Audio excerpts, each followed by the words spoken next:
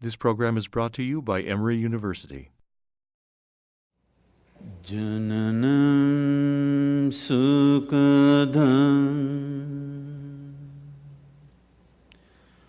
maranam karunam milanam maduram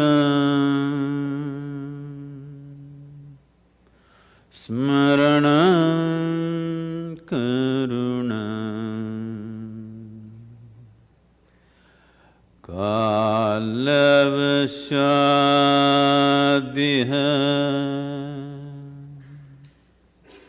sakalam karunam samayadhipate akilam karunam.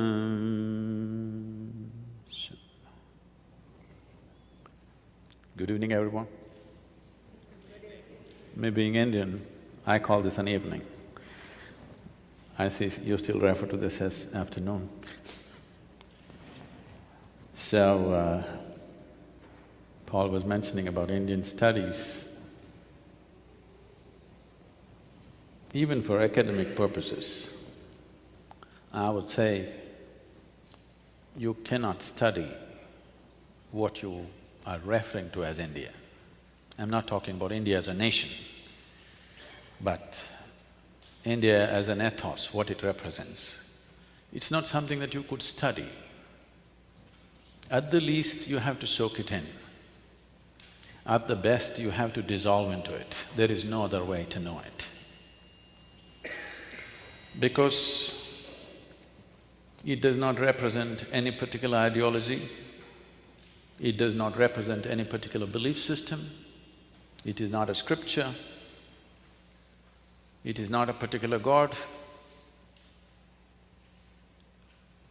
It is a complex amalgamation of a million different doorways through which a human being can attain to his ultimate potential. This is what always the land that was referred to as Bharat has always represented to the world. The political entity of India is a different situation right now, that's different. But this is what it represents. Let me, in a limited time, you can't explore India. But as I said, you could soak it in. It's not something that you understand, it is not something that you grasp.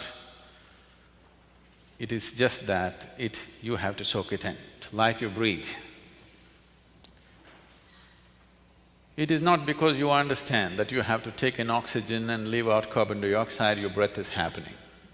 That is just the understanding is a consequence, not the reason why you're breathing.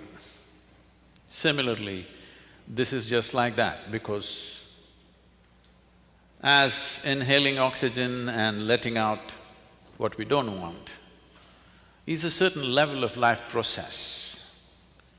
What we're referring to as India is another level of life process. You have to just breathe it in and soak it in. If every cell in your body doesn't take the oxygen, this won't live. It is just like that. If everything within you doesn't take another dimension of life into you, another dimension of life will not be alive in you. Only the physical, the psychological and the emotional will be alive. One will even deny that anything else exists because this is the nature of human experience. Whatever is not in your experience doesn't exist for you. Right now, I don't intend to insult the people who are up there, but right now, let's say right up there, there's a big gorilla sitting there, just about to pounce on you. You're not aware of it, it does not exist for you. Even if a dinosaur is sitting there, if you are not aware of it, it doesn't exist for you. Similarly, anything that we are not conscious of, it doesn't matter how big a dimension it is, how fundamental a dimension it is, If we are not conscious of it, it will not exist for us in our experience. Our life is essentially what we perceive. And what we perceive right now is fundamentally limited to the five sense organs. What you see, what you hear, what you smell, what you taste, what you touch. This is the life that you know. This is the world that you know. This is the universe which is in your experience. You could believe other things, but they are not a living reality for you. Belief systems can become very strong. What you believe in can become more real than the real in your experience, but that is purely a psychological experience, what you believe in. And if you work hard enough on you, we can make you believe in just about anything. You know that. Right from the day you were born, if I went on telling you, my little finger is God, if I raise this little finger, divine emotions will overflow within you, genuinely, not pretentious. If it is too bad for you, I can dress it up. Just we have to decorate it a little bit, then you were willing to believe anything if you are worked upon hard enough, isn't it? So what we believe in is of cultural significance, of geographical significance for certain areas of the world, but it is of no existential consequence. You can believe whatever you want. He was just saying, we have a center in Tennessee. I was speaking in Nashville a few years ago. I was just telling them a joke. In the joke, I referred to God as Him. Immediately a few ladies stood up, said, "Do you believe God is a man?" Whoa, whoa, whoa. I know where it's going. I was only telling you a joke. It doesn't matter, you said Him. Do you believe God is a man? I said, I was only telling you a joke. It doesn't matter. So now there is an argument going around in certain parts of America. Is God a man or a woman? In India, we have no such problems.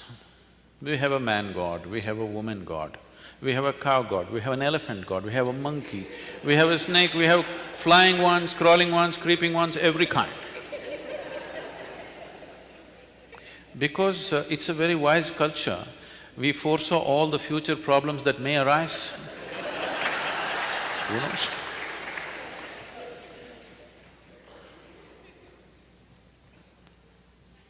Idi Amin, you heard of Idi Amin, the Uganda man? Idi Amin declared, God is black. I agree with him. If a white man can have a white God, why can't a black man have a black God? This also is a big debate in some of the southern churches. Is God white or black? You've been trying to settle it with elections, but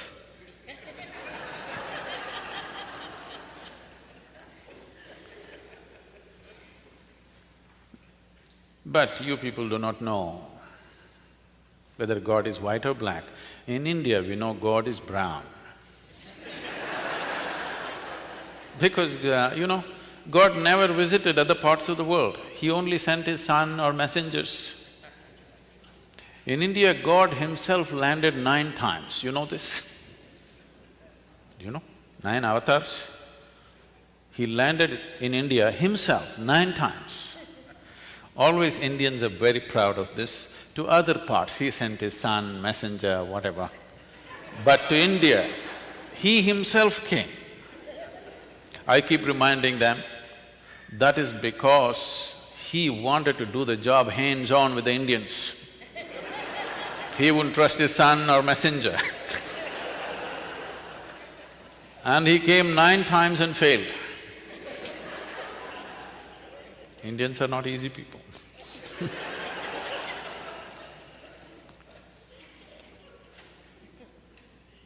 They're not easy, not difficult, because they don't have a particular belief to hang on to. For everything they have an argument. You can talk like this, you can talk like this, you can talk from whichever direction. This is not out of confusion, this is because this land opened up a million possibilities. There's no particular way to do it. I think one person who paid the best possible tribute to India was when Mark Twain visited India and spent almost 3 months or so. He said, anything that can ever be done by either by God or man has been done in this land. Now, this is not about a particular geography, this is not about a particular people. When you say East, you're talking about a certain kind of consciousness. There could be Eastern people here, there could be Western people there. Today, East has become synonymous with consciousness, West has become synonymous with material success. Should these two things be opposing each other? Not at all. Evolving human consciousness and living successfully in the world can go together and always been together. You must understand, just about 225 years ago, India was the largest economy on the planet. It amounted for almost 1/3 of the world's economy. For political and other reasons, things have gone bad, that's a different thing.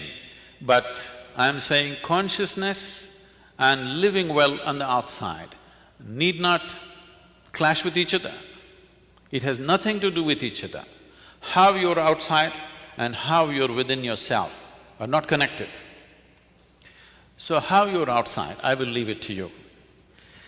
How you want to be on the outside, I will leave it to you. But how you want to be on the inside, if you are given a choice, how you want to be within yourself, would you like to be pleasant or unpleasant? I want to hear that. Okay. Now that you want to be pleasant, what is pleasantness? If you become pleasant in your body, we call this health. If you become very pleasant, we call it pleasure. If you become pleasant in your mind, we call this peace. If you become very pleasant, we call it joy. If you become pleasant in your emotion, we call this love. If you become very pleasant, we call it compassion. If you become pleasant in your very life energies, we call this bliss. If you become very pleasant, we call it ecstasy. This is what you want within yourself, isn't it? No, I'm not interested in all this, I want to go to heaven. Why? Because the advertisements have always said that heaven is a very pleasant place. If from your birth they had told you, God lives in heaven but it's a horrendous place, do you want to go there? No, we will pray from here. We don't want to go there. So whatever you may be doing, whether you go to the temple or to the bar, you're still seeking pleasantness, isn't it? Yes or no? Hello? If your surroundings become pleasant, we call this success. So in what way surroundings being pleasant are opposed to inner pleasantness? Definitely not, they're not against each other. They go very well together. There is no need for people to think, if I have to be pleasant in the inward, I have to… See, generally this impression has come into the world that if you are spiritual, how you determine whether you're spiritual or not is, you don't eat well, you don't dress well, you don't live well, that means you're spiritual. If you do everything badly, you must be spiritual. This image has come because they saw a yogi somewhere sitting blissed out. He never bothered about his clothes, clothes fell apart, and he sat there probably naked, blissed out, simply because he was not concerned, not because he chose to be like that. But now looking at him, lot of people are choosing to be like that. You are just aping him, you're not going to become like him. This happened in 1924. There was a bishop in the Greek Orthodox denomination. Greek Orthodox denominations, generally they believe they are the only real Christians, rest are not. They have their own pope in Istanbul. Istanbul being on the Silk Route, exotic stories from India waft across the Bosphorus very often. So for centuries, these stories have been coming and this person has been longing to go to India and see for himself. He genuinely wants to meet a mystic or a yogi. But being a man of cloth, he could not choose to go. After he was 60, when he was semi-retired, he made it to India and someone took him down to South India. In southern India, when he inquired, somebody told him, you go up this mountain, there is a yogi, he will fulfill the prescription for you, what you're looking for. So our man went up the mountain and as they had indicated, there was a man, a yogi sitting there, eyes closed, blissed out. So he went and they had told him, if you see a yogi, you must prostrate. But he was not built for that. But managed to go down, scraping himself, making noises. Then hearing all this commotion, the yogi opened his eyes and looked and smiled. So immediately the bishop asked, can I ask you a question? The yogi said, by all means. Now the bishop asked a profound question of his life. What is life?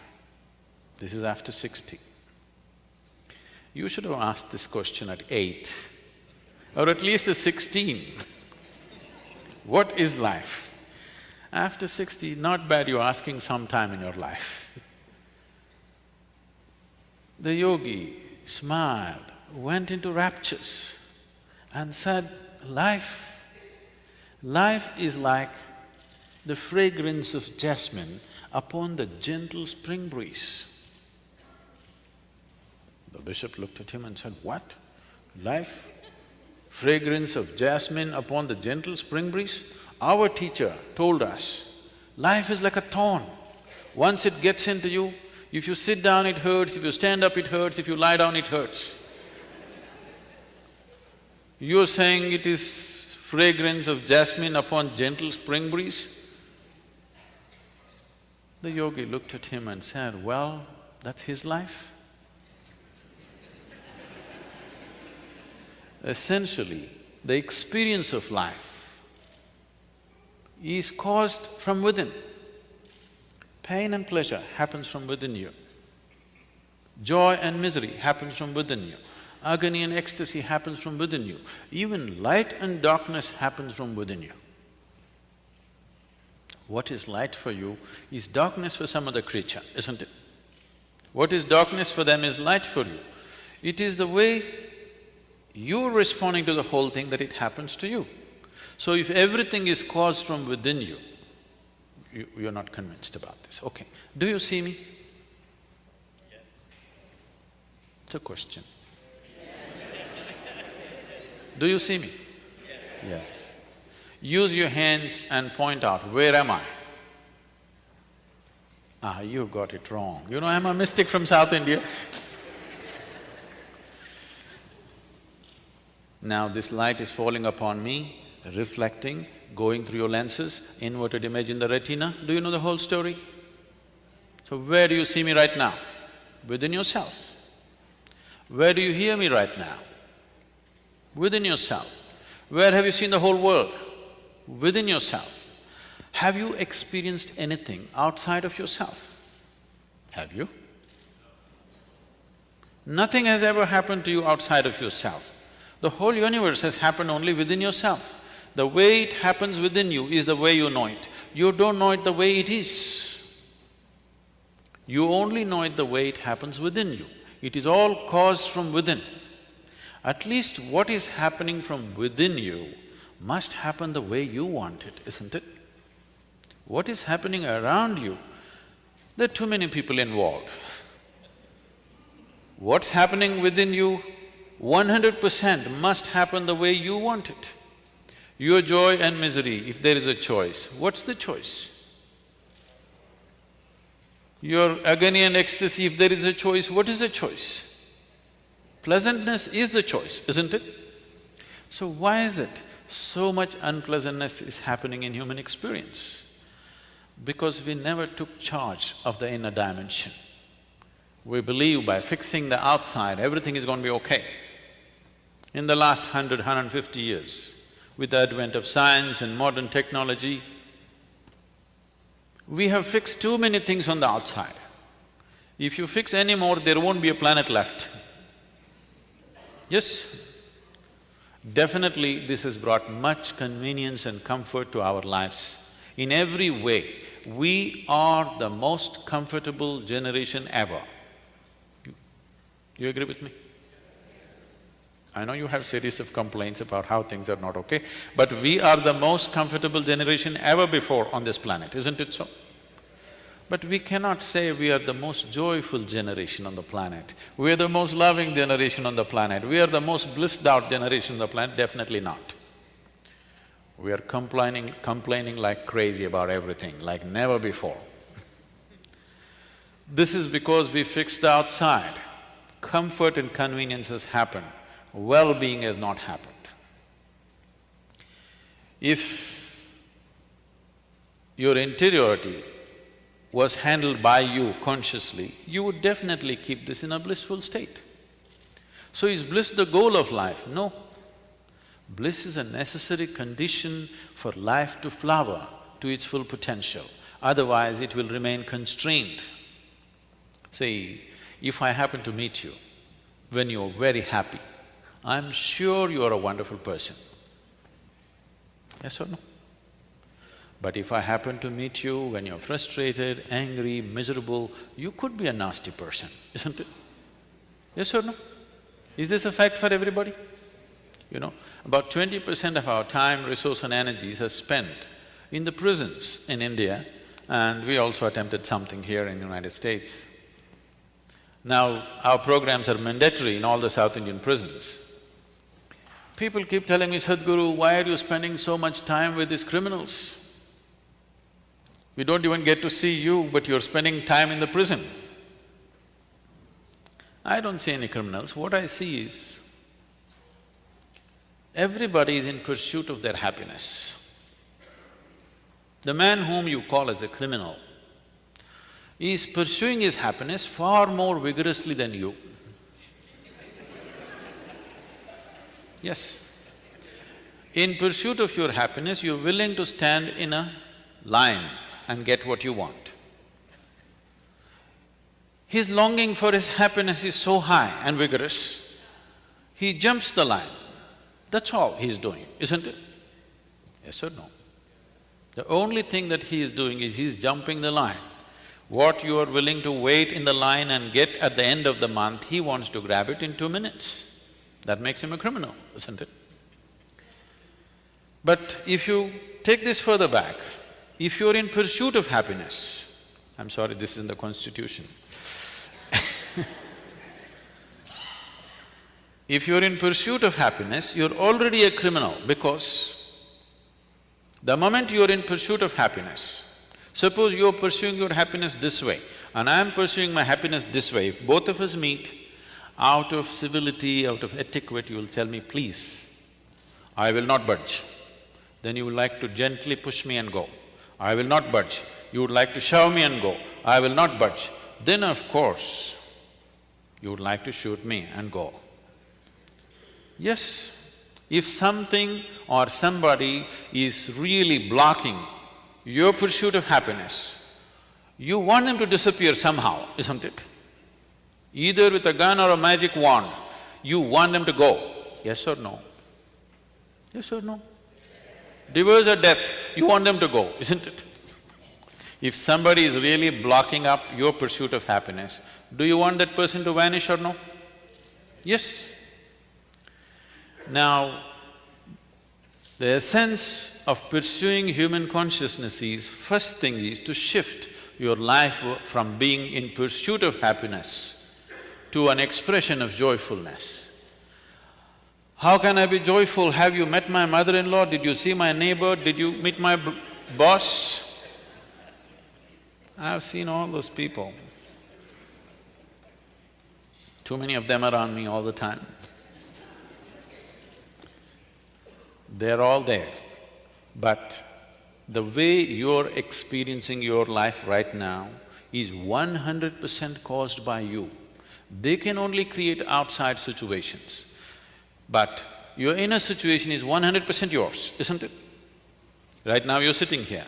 If you don't like what I'm saying, you can sit here, joke about it and still enjoy it. This way or that way, both ways, you are free either to be pleasant or unpleasant, isn't it?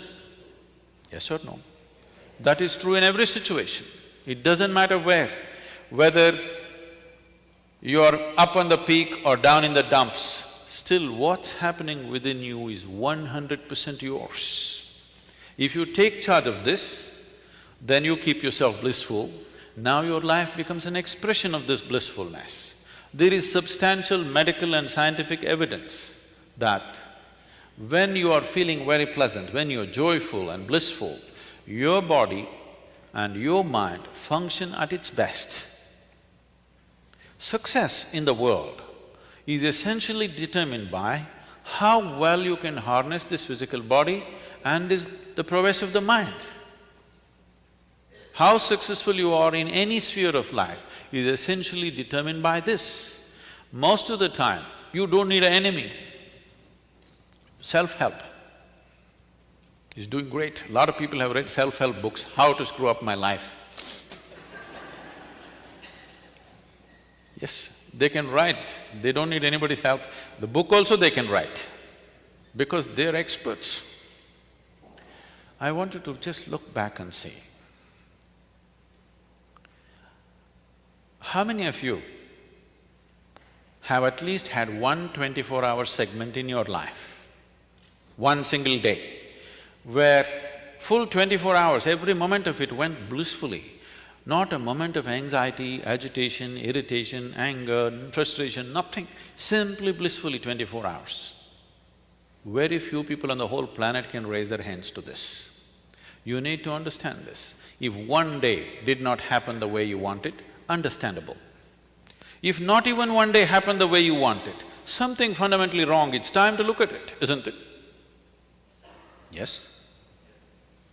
It is time to pay close attention to this life. Why is it happening the way it's happening? Without taking charge of the mechanics of how life is happening within you, you're trying to somehow blunder through the world. If 10 people clap their hands, you're too happy. But that never even lasts for 24 hours at a stretch, isn't it? Yes or no? Other people's recognition, other people's expression of love, other people's gifts, other people's whatever, doesn't even last for 24 hours at a stretch. You went out today, somebody told you, oh, you are the most wonderful person on this planet. And you were floating on cloud, what number? Oh, you do only 9. In South India, we do 11. Whatever number cloud you were floating, and you came home and people at home told you who you really are.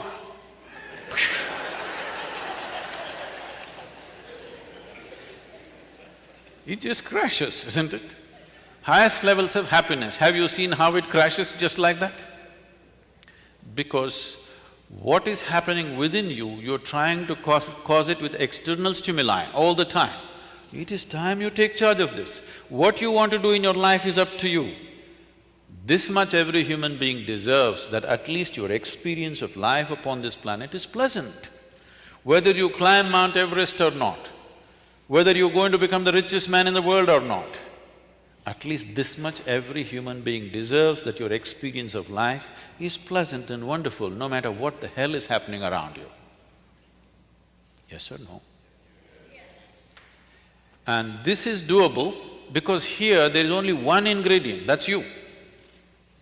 You want to create pleasantness in your happiness, in your home, we don't know. 3-4 people are there, whether they're going to cooperate or not.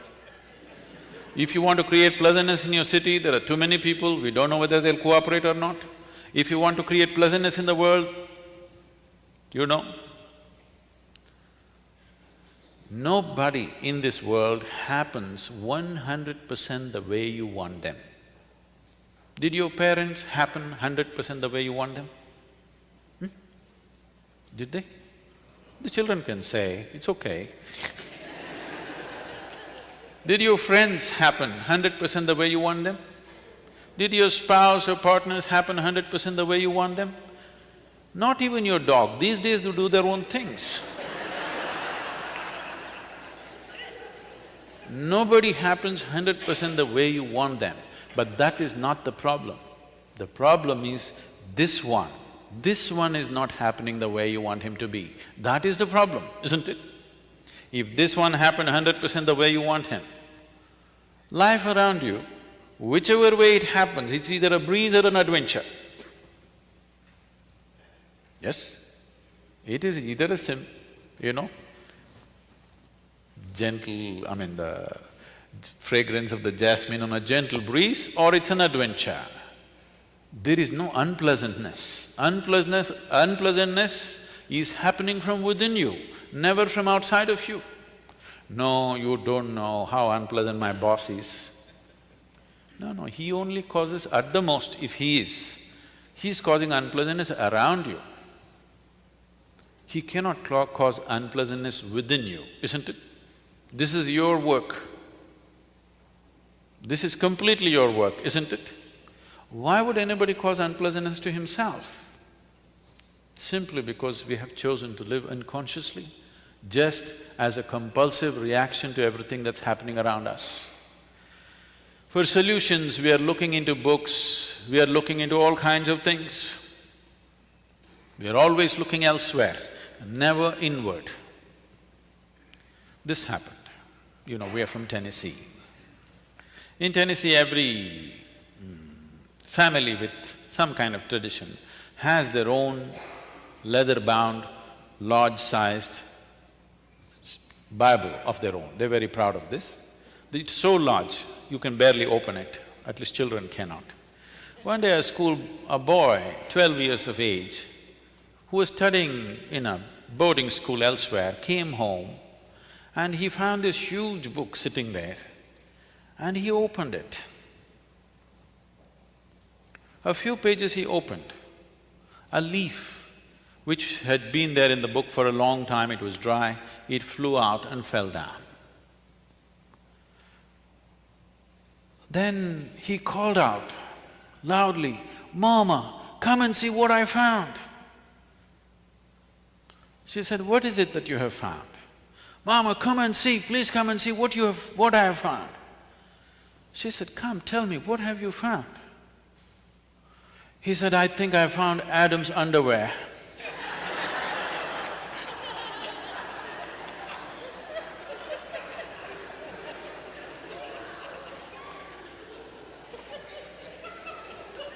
What is written there and how you perceive it is you, even now. Even now, how you experience every situation is you. What is happening around you and how you experience is essentially you. What is written there and what you make out of it is essentially you. Just see, in the name of caste, creed, religion, race, nationalities, how much of a mess we have created on the planet. I'm sure every one of these things initially started with the greatest intention of human well-being, definitely. But just see what a mess we are. Simply because you can find an Adam's underwear in a book, you don't know what you will pick up. So, there is a way where there is no room for misinterpretation. That way is to turn inward, not to seek solutions outward. For outward things, you can seek outward solutions. For inner things, you seek inner solutions. Turning inward, what does it mean? Right now, as I earlier mentioned, the only way you can perceive is through five sense organs: seeing, hearing, smelling, tasting, touching. All these things are essentially outward bound. See, you can see what's around you. You cannot roll your eyeballs inward and scan yourself. You can hear this, but so much activity in this body, you cannot hear that.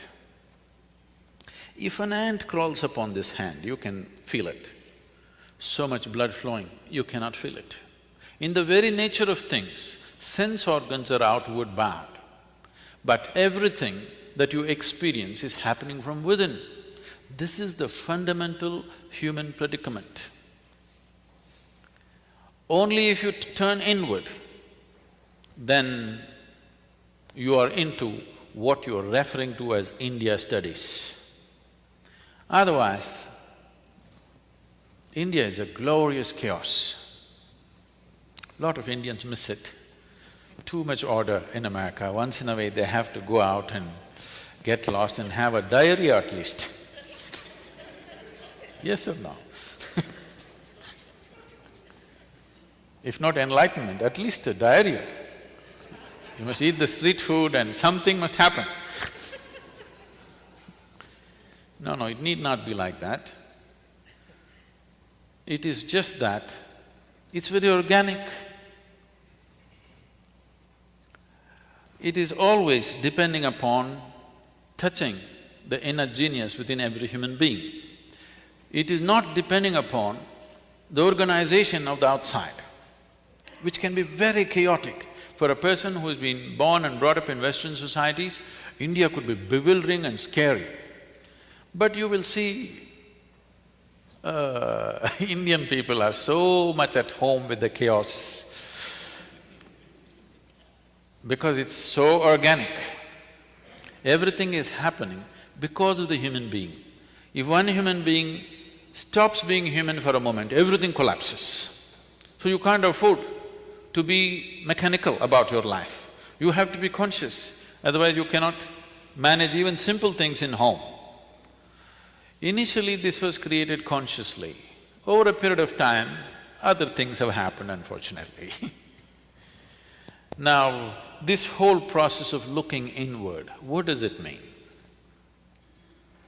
Can I tell you my own story? It's okay with you? You're becoming very serious, it scares me. Shankaran Pillai came to United States.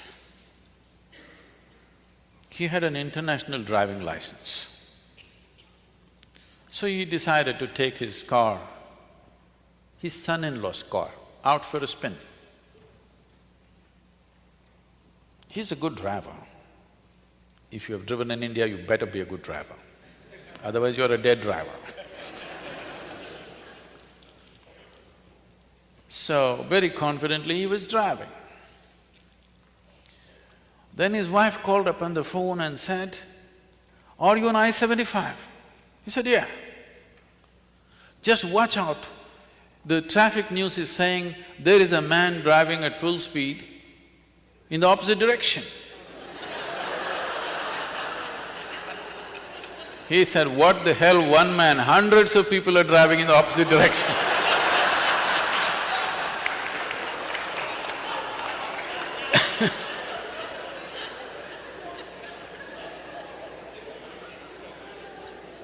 But he's very comfortable. So what does turning inward mean? This happened to me when I was just 3-4 years of age. Suddenly one day I realized, I don't know anything. I don't know anything means I don't know anything at all. If they give me a glass of water, I do not know what is water. When I say I do not know what is water, I know how to use it. I know if I drink it, it'll quench my thirst and so many other ways of using it. But I do not know what is water. Do you know what is water even today? With all this scientific exploration, you must understand, we have not understood a single atom in its entirety. We know how to use them, but we do not know what it is, even today. It is the only thing available in all the three states on the planet. 2/3 of the world, the planet itself is water, 2/3 of your body is water. If you want to look for life, you look for water. A drop of water means you think life is possible. It's the very basis of your existence on this planet. But you do not know what it is. So they give me a glass of water, I keep staring at this for 3-4 hours at a stretch. If I find a leaf, I will stare at it 5-6 hours. I sit up in my bed, staring at the darkness for the whole night. My dear father, being a physician, started thinking I need psychiatric evaluation. This boy is just staring at something or the other, unblinking for hours on end, he's lost it. My problem is, I look at this, I do not know what is this, how to shift my attention to something else, I'm just stuck to it, paying attention to it. In this condition, they sent me to school. I went to school and my mother told me, you must pay attention to the teacher. I went and paid attention. The kind of attention they would have never received in their life. Initially, I understood the words that they were speaking. After some time, I realized they're only making sounds. I am the one who is making up the meanings in my head. Even now, see, I'm only making sounds. Because you presume you know English language, you're making up the meanings. A language is a conspiracy between two people. Yes? Suppose I start talking in a language that you do not understand, it will be just sounds. Even now I'm only making sounds, you're making up the meanings. And there is a code book for this conspiracy called a dictionary.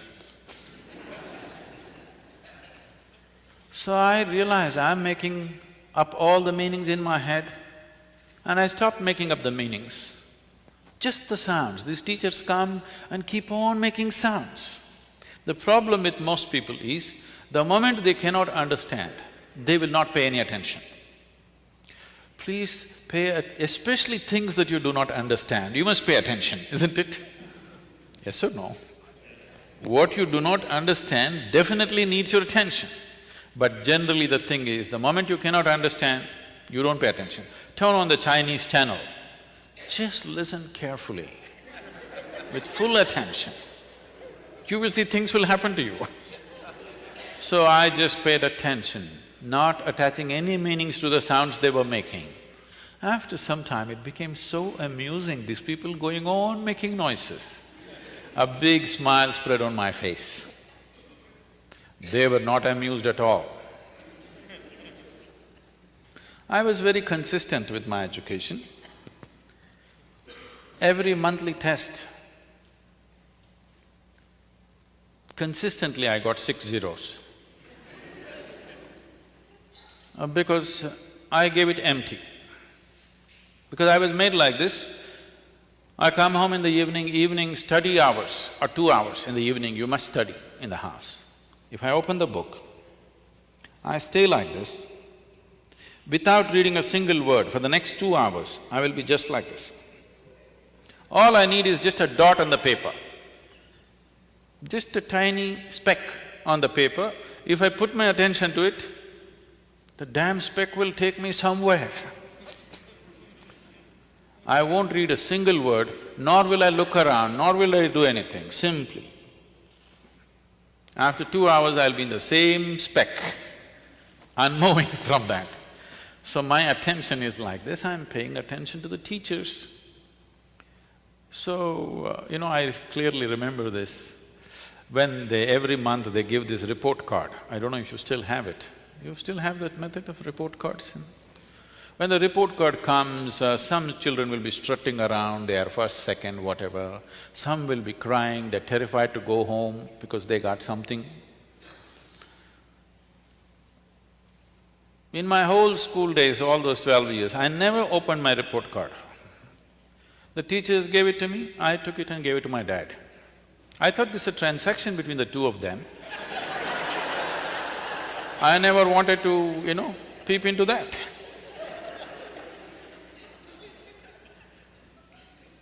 And I never was retained in any class, I always went on.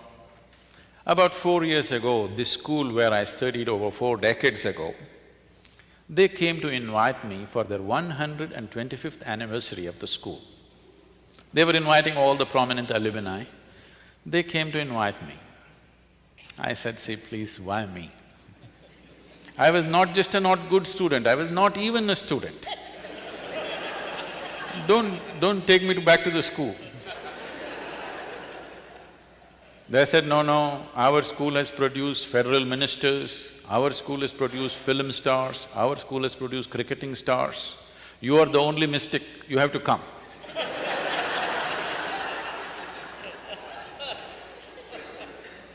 I said, okay. And I stood up to speak in this quadrangle, the same oppressive buildings. I just looked like this, I suddenly saw this classroom and this whole situation came back to me. I was about 12 years of age. As usual, I am paying absolute attention to the teachers. I know the teachers past, present and future, but I don't hear a word of what they're talking. So that particular afternoon, this teacher is trying to get some response from me. But these are times when for 3, 4, 5 days, I wouldn't utter a single word. Because when you don't know anything, what do you say? What is there to say? You know nothing. If you look at a leaf, you don't understand that in entirety. If you look at anything, you don't understand in its fullness. So, there's nothing to say. He tried 35, 40 minutes trying to get some response. Nothing came out of me, I was paying full attention to him. He came, held me by the shoulder, shook me violently and said, you must either be the divine or the devil. I think you are the latter. Till now, till that moment, my problem was, what is this, what is that, what is that, what is that? But there was one clarity that this is me. Suddenly this man confused me about this also. I looked, well, am I devil, am I divine, what the hell am I? This was very clear that this was me, but this man brought this confusion about this also. I tried to stare at myself, it didn't work, so I closed my eyes and sat. Initially hours, then it went into days. Once I closed my eyes and sat, I thought, in my experience, I felt it's about 25, 30 minutes. When I opened my eyes, a whole crowd of people around me, garlands around my neck, people are trying to pull my feet, pulling legs is a part of Indian tradition.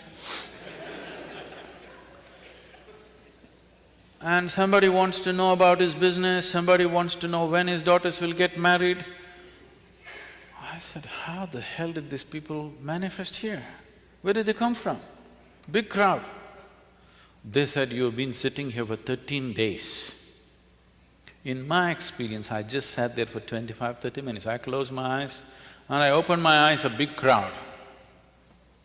Why I'm telling you this is, life is in many more ways than the way you understand and experience life through the 5 senses. The 5 sense organs are enough for your survival.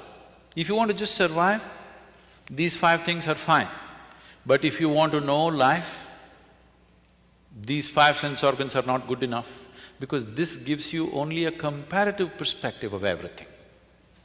What you know by comparison, see, you know light only because you know darkness, isn't it? The nature of sense organs is such, if you see this part of my hand, you cannot see the other part of my hand. Even if you take a grain of sand, if you see one part, you can't see the other part. If you're experiencing light, you cannot experience the darkness. This is the nature of sense organs, and everything is in comparison. For example, let's say you're 6 feet tall. Now, you stand like a tall man, you walk like a tall man, you think like a tall man, you feel like a tall man, and you are a tall man. Suppose you went to another society where everybody is 8 feet tall. Now, you stand like a short man, walk like a short man, think like a short man, feel like a short man, and you are a short man. So what you know in comparison is only useful for survival in a particular situation. It is not a way of knowing life. There are other dimensions of perception which a human being has to activate. You need to understand what is needed for survival. Became active. The moment you came out of your mother's womb, all these things became active. You need to understand, they were not active when you were in your mother's womb. Otherwise you would know the whole human physiology. You didn't have to go to your medical school, you know. Your eyes were not open, your perception was not open. Only after you came out, it opened up, because without it you cannot survive. If survival is all you're seeking, this is fine. But once you come as human, somehow survival is not good enough, isn't it? When survival is in question, it's a big issue. Once it's taken care of, it doesn't mean anything.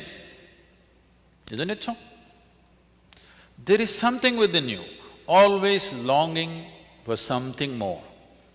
Whoever you may be right now, whatever you may be right now, you want to be something more than who you are right now? Yes or no? If that something more happens, what? What? You want something more? If that something more happens, what? Something more, it looks like you're looking for expansion. Okay, we will make you the king or queen of this planet. Now, don't look at me hopefully. You think I'll make such a blunder? Suppose you become the king or queen of this planet, will you be fulfilled, I'm asking you? You will look at the stars, isn't it? So there is something within you which wants to expand. I'm asking how much expansion would settle you for good? How much expansion would settle you for good? Hello? Unlimited. You're looking for infinite expansion, a fantastic desire, but a hopeless method. Your longing to become boundless is wonderful. See, there is something within you which does not like boundaries. Suppose I imprison you in a 5x5 cubicle right now, you will feel horribly imprisoned. Tomorrow, we will liberate you into a 10x10 cubicle. You will feel wonderful for a day, and again the same thing. Then we will liberate you into a 100x100 cubicle. You will feel wonderful for 3 days, and again the same thing. It doesn't matter where I set the boundary. The moment you can feel the boundary, you want to break it. Yes? There is something within you which does not like boundaries. There is something within you constantly longing to become boundless. You may be trying to settle this either unconsciously or consciously. If you're trying to settle it unconsciously, you think going out shopping will settle it. It does for a moment, again tomorrow the same thing. Or reading a book will settle it, or conquering something will settle it. All these things settles you for some time, and again the same thing. The moment you can feel the boundary, again it's a problem, isn't it? There is something within you longing to become boundless. You need to understand this. Boundaries are essentially the nature of the physical.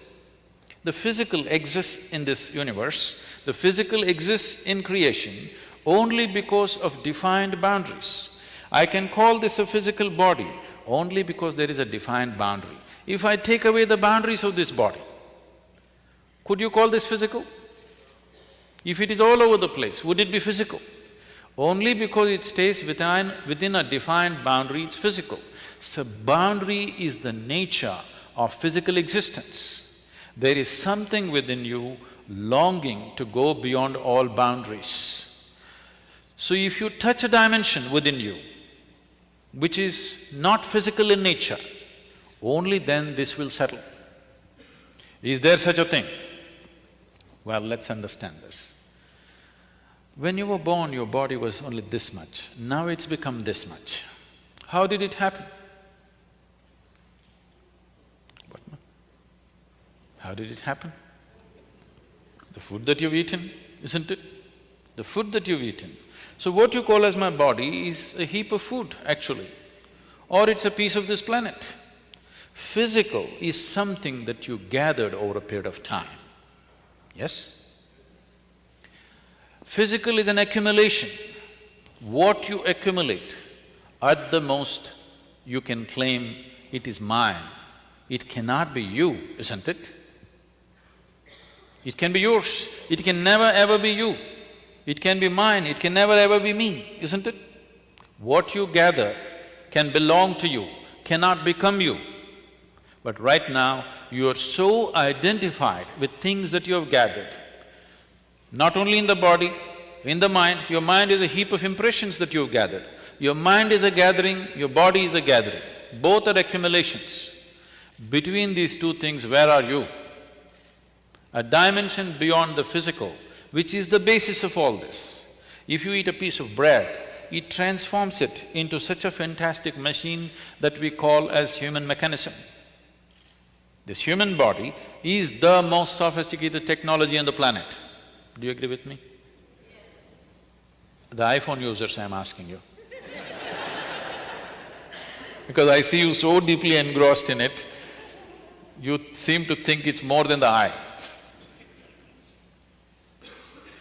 Now, this is the highest level of technology found on the planet. Everything else is a small imitation of this, isn't it?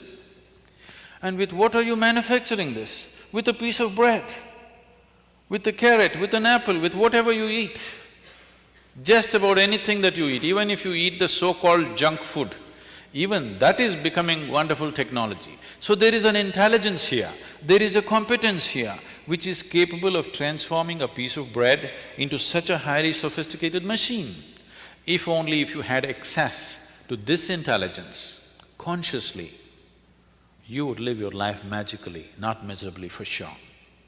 So how often do you touch this? Every human being touches it at some moment in his life. If you can consciously touch it, definitely you would stay in touch with it, isn't it? If you accidentally touch it, then it happens accidentally. Most beautiful moments in people's lives, unfortunately, are generally accidental. People come and tell me, Sadhguru, I met such a wonderful person. I say, stop. Why are you not that wonderful person? Why is it that you're meeting such wonderful people? If you are feeling absolutely wonderful, anything that you look at looks wonderful, isn't it? Yes or no? Have you noticed this? When you're happy, you appreciate everything. When you're miserable, everything is… the whole creation is a rubbish. Yes or no? So this possibility is not in the Himalayan cave. This possibility is not geographically located in India. This possibility is here with every one of us. Whether we turn inward or we squander our life outward, that's all the choice you have. Because the experience of life, the quality of your life is right now determined not by what kind of clothes you wear, what kind of car you parked outside, what kind of home you live in. This moment, what is the nature of your experience? Is it immensely pleasant or unpleasant or seesawing between the two? That determines the quality of your life. If you have any questions, is that allowed? I'm sorry. Are there questions or… I think I've stopped right on time.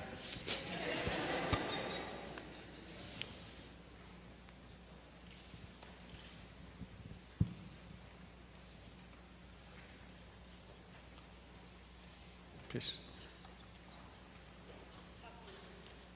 Please take the microphone.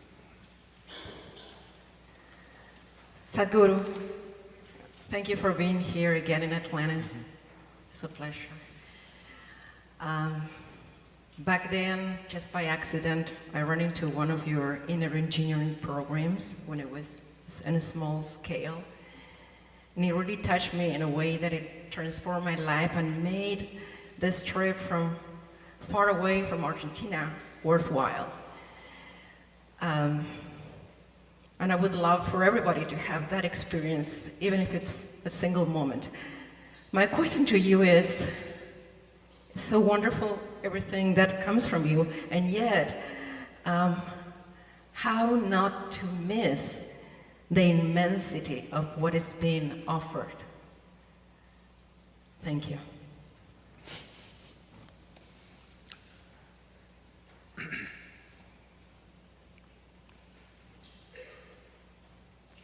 See, the biggest mistake that the larger part of humanity has made is they think all the great things are up there somewhere.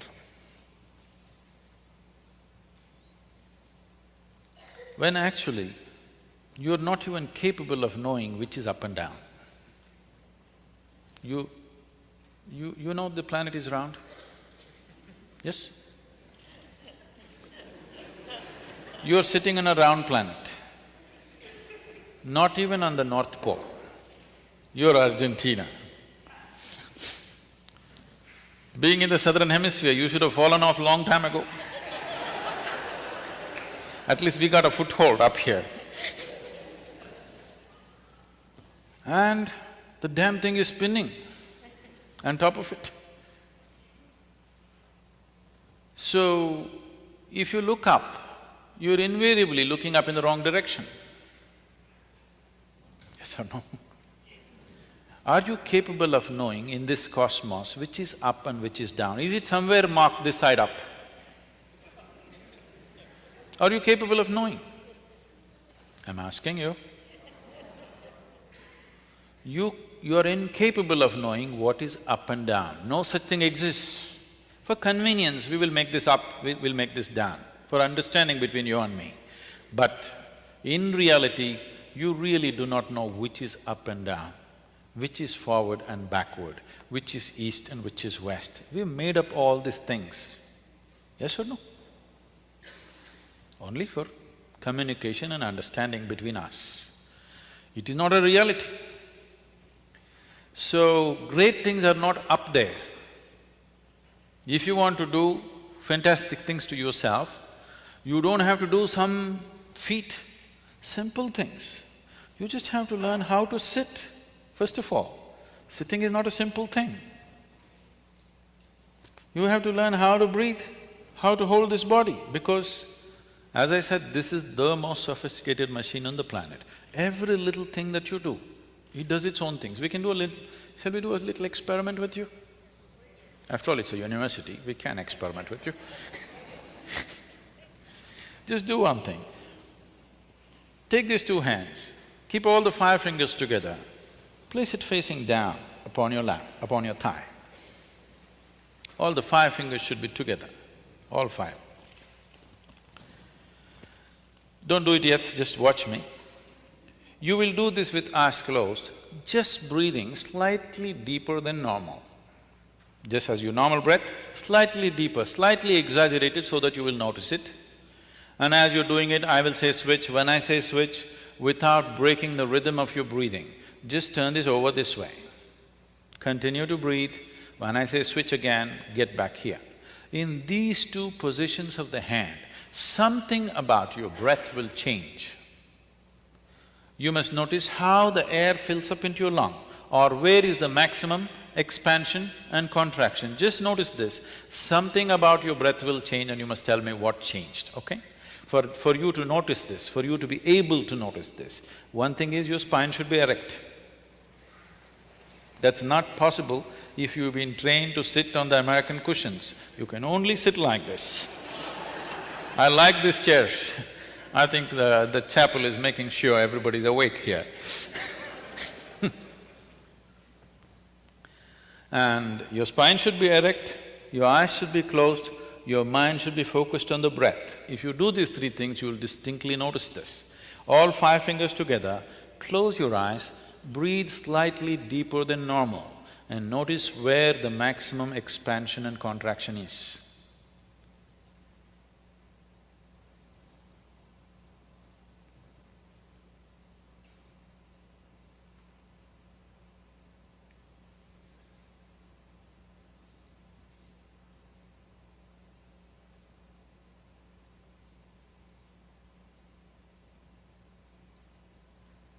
Switch.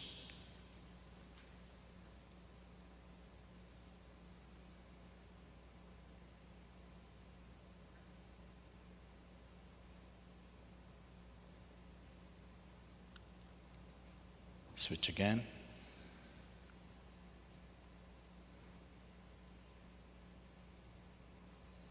Please open your eyes.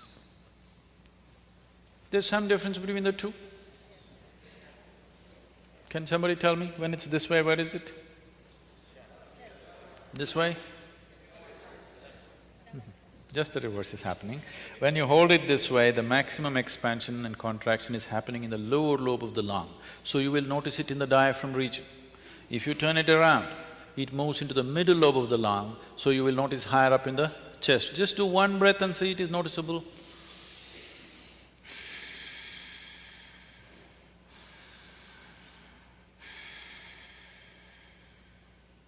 Is it so? So just turning your hand over, the very way you breathe is altering itself. It's not just about the breath, the very way the fundamental life energies are functioning is altering itself simply because you turn your hand over. How many times in a day, unconsciously, are you doing this? Whatever anybody asks. In India, this means no, no, no, no, no, no, no. Now you're setting your energies into turmoil and hoping to be peaceful. Life doesn't work like that. Unless you do the right things will not happen to you. Now what is being referred to as inner engineering or what is largely known as yoga? When I use the word yoga, I hesitate and avoid using this word in United States because yoga means they think something Zumba and some gymnastic stuff. Like we get… in India we get all your B grade and C grade movies. Just like that, you get some things like that from India. Now, one dimension of yoga is like, if you remember in 60s and 70s when the television came first, on top of your home there would be an aluminum contraption. Now it's become much more sophisticated, otherwise there would be aluminum tubes hanging like this. You're just watching your favorite program, suddenly your television goes boop, boop, boop. Then you run up on the terrace and pull it like this, it won't work, pull it like that, it won't work. You get it there properly. Suddenly the whole world pours into your sitting room. This is called an antenna. This… you are who you are. You know that you exist only because you perceive. Yes or no? See, suppose you're sitting here and you fell asleep. For sure, I will disappear. I'm the first one. If you go a little more like that, everybody will disappear. If you really get hung, even you disappear. In your experience, the existence is obliterated, isn't it? You need to understand, you even know that you exist only because you're perceiving. So what you perceive is what you have become. There's also other nuances to that, how you perceived, what you made out of it, but essentially, what you perceived is what you have become. If your perception is gone, it's gone. Your life is gone, isn't it? Now, perception, how to enhance the perception should be the only goal, because if you enhance your perception, your life will enhance itself. How profoundly do you perceive this life? So, this system is a phenomenal thing. If you learn to sit right, if you just adjust it right, now you can download the whole cosmos into this. You've heard of the concept called the third eye. Why the third eye is so important is, these two eyes are sense perceptions. Almost 30 to 35% of your vision is by memory. Do you know this? If you had no memory, you would not be able to see a lot of things. These two eyes have past hanging in them. They're always blurred by the past. If you look at this, what looks nice, what doesn't look nice, what looks right, what doesn't look wrong, what looks wrong, what is okay, what is not okay, what is beautiful, what is not beautiful, everything is by memory. If your memory is taken away, these two eyes become half blind, at least 1/3 blind for sure. So in these two eyes, past is always hanging. That's why we say, you see something like this, okay, that's your karma, that's your doing, that's your memory bank which is doing this. A third eye is that which has not invested in memory, which is simply seeing things as they are. This doesn't mean you have to crack your forehead, okay? It is not a physical eye, it is not subject to the memory bank that you have gathered, simply seeing everything the way it is. Your ability to handle life well simply depends on how clearly you see it, isn't it? Yes or no? Right now, you cannot see anything clearly because 35% of the actual physical vision is dependent upon the memory that you have. But gathering strong prejudices, gathering strong emotional identifications, your ability to see is gone almost 90%. Not even 10% of life, people see the way it is, they see it the way they think it is. That means you're existing in a psychological reality, not in an existential reality. What that means is, you're just lost in your own creation, you have no contact with the Creator's creation. If you experience the creation the way it is the most phenomenal thing, there cannot be anything more. And it need not be anything more because if you spend 1,000,000 years, you still can't figure the sophistication and the intricacy of what it is. But people are bored.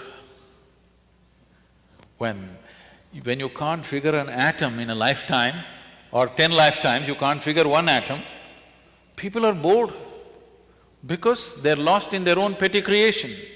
They're existing in their own psychological creations, psychological existence, not in the real existence. Life is here. What's in your mind is madness, isn't it? It's time you step down into the Creator's creation. I'm saying step down because your creation is higher, of course. Otherwise, why would you dwell there? So it's time every human being dedicated a little bit of time towards this. It's being offered in Atlanta if you wish to take it.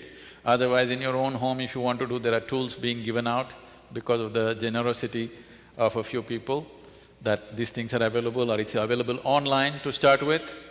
But every human being should start the process of turning inward. Otherwise, when moment of death comes, all you will have is belief systems to hang on to.